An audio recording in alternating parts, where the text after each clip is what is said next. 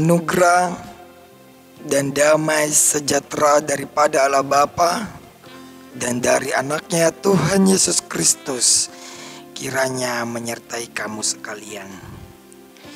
Shalom bagi kita semua, salam sehat bagi pendengar Sapa atau Firman Renungan Harian dalam YouTube kanal kita Jemaat Palmera Petamburan. Saya akan menyampaikan firman Tuhan yang menyapa kita pada hari ini yang tertulis dalam Yakobus pasal 5 ayat 13. Kalau ada seorang di antara kamu yang menderita, baiklah ia berdoa.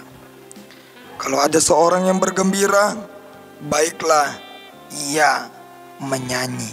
Demikianlah firman Tuhan. Saudara-saudara yang terkasih dalam nama Tuhan Yesus Kristus, di dalam dunia ini ada dua situasi kehidupan manusia.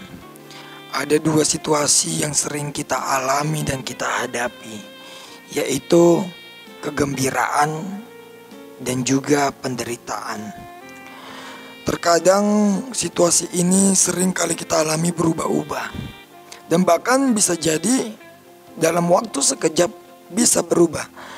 Yang pertamanya kita gembira, tiba-tiba kita mengalami penderitaan. Bahkan sebaliknya, ketika kita mengalami penderitaan, bisa saja kita langsung gembira.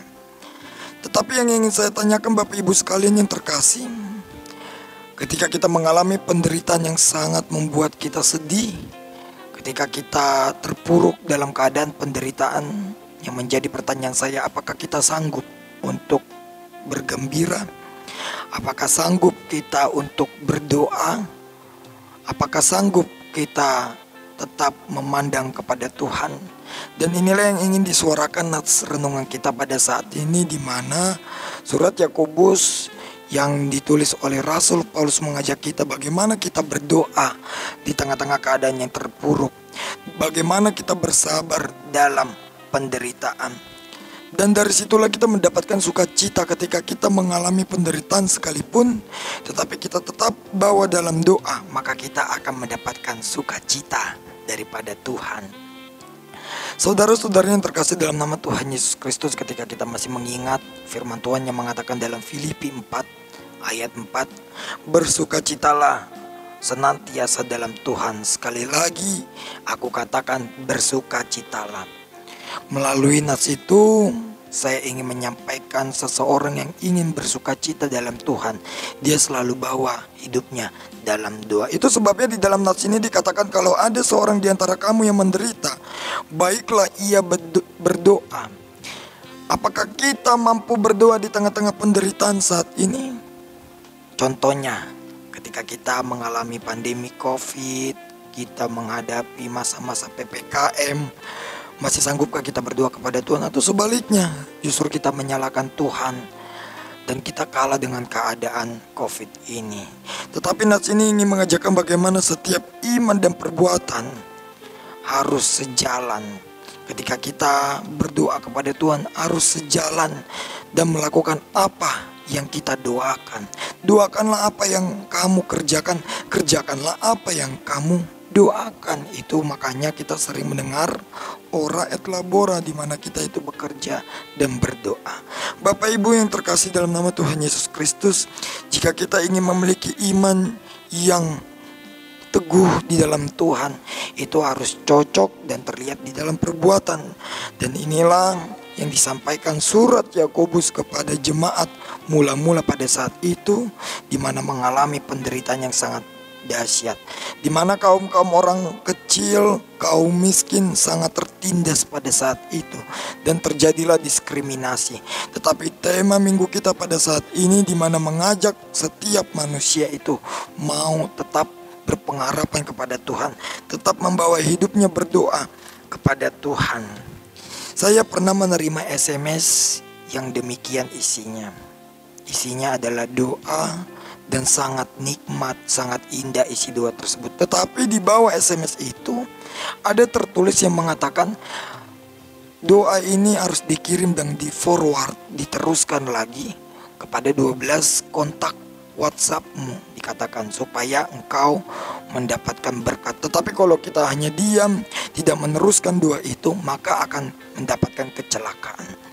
Lalu yang saya pikirkan, apakah tolak ukur kita mendapatkan berkat ketika doa itu harus disampaikan kepada orang lain dengan cara media sosial, tidak dalam hati kita, atau secara terpaksa, atau karena kita takut mendapatkan celaka daripada isi SMS tersebut?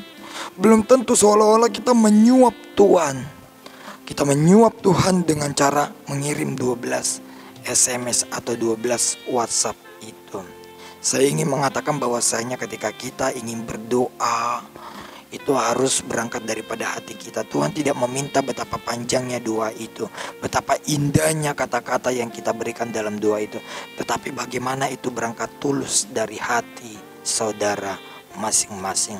Saudara-saudari yang terkasih dalam nama Tuhan Yesus Kristus, sekali lagi saya ingin mengatakan melalui nats ini, seorang yang bergembira baiklah ia menyanyi, berdoa, memuji Tuhan.